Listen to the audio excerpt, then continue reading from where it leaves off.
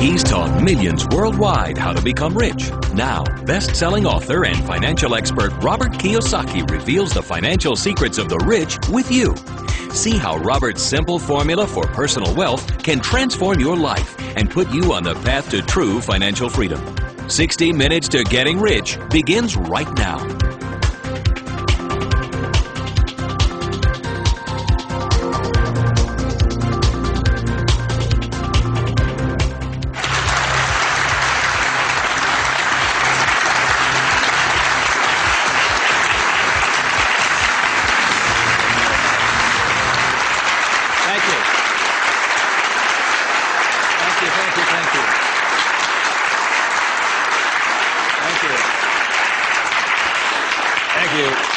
You're very kind. Thank you very much.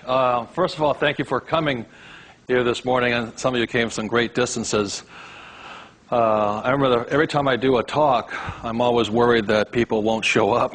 And so my ego couldn't handle the blow. So thank you for showing up, and I'll do my best to be of some value or entertainment today.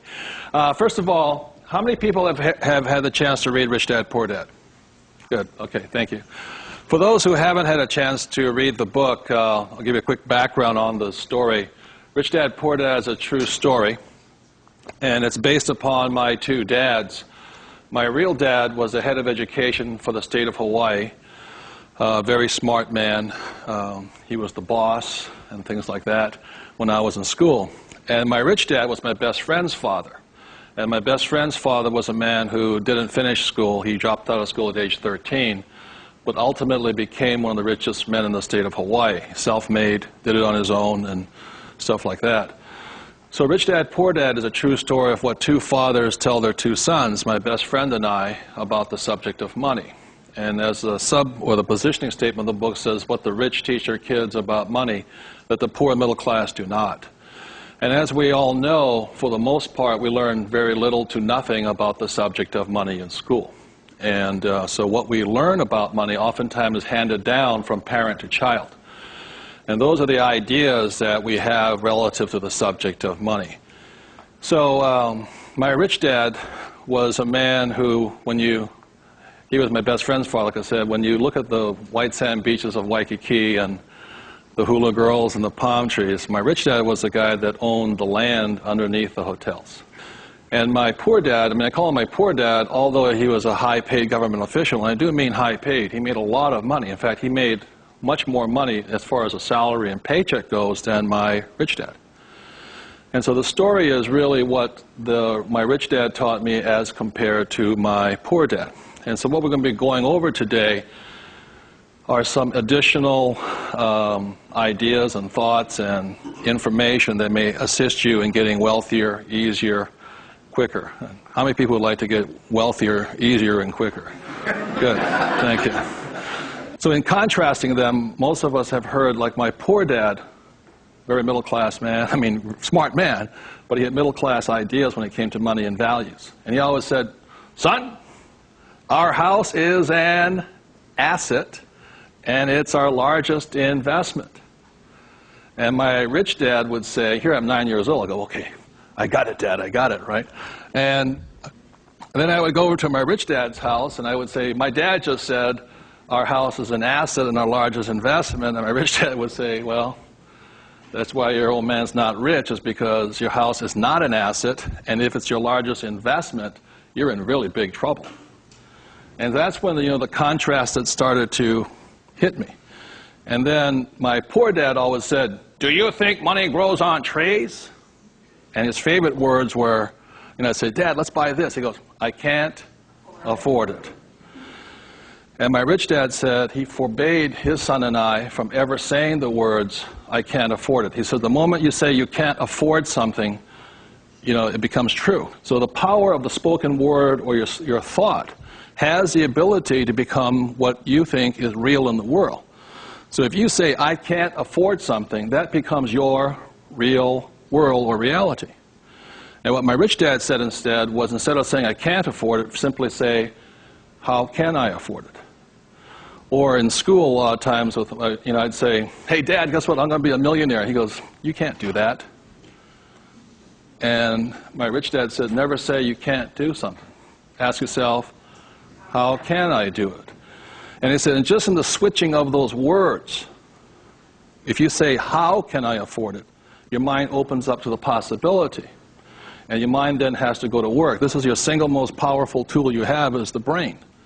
But if you say, I can't afford it, then the thing goes to sleep and it sits there, goes dormant, and doesn't have to do any more work. You're the one who's doing the work then.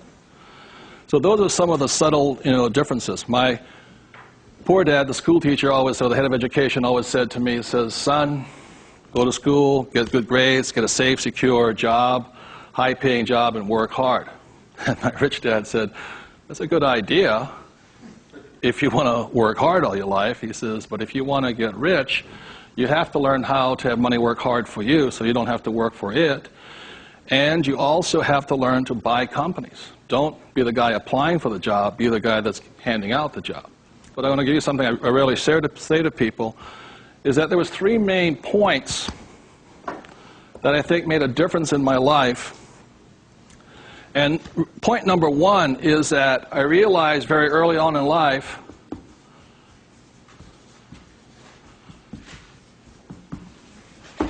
money is a what? Idea. It's whatever you think it is. Now, when people say, well, how can I get more money? I say, well, just first change the way you think. Change your ideas. That's the good news.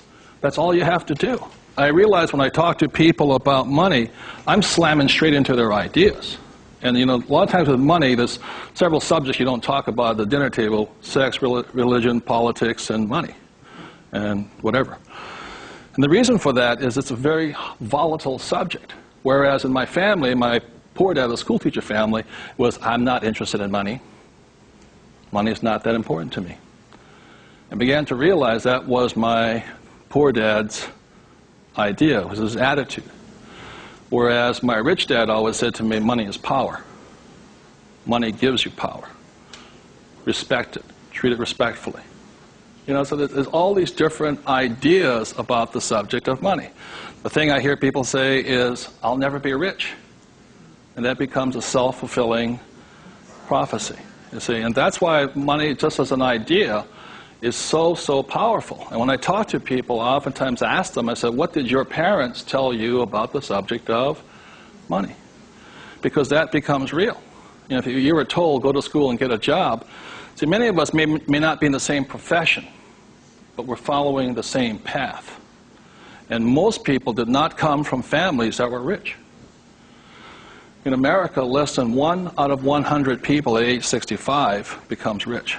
In the richest country in the world. 1 out of 100. 4 become wealthy. I think 56% are dependent upon the government or a pension to take care of them.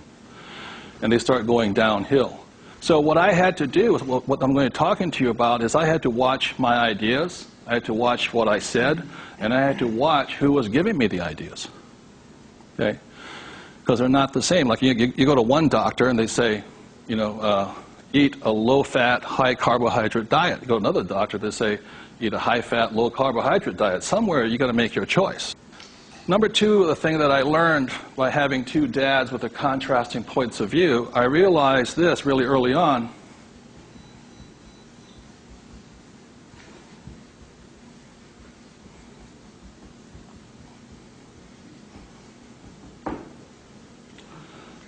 I realized that money doesn't make you what?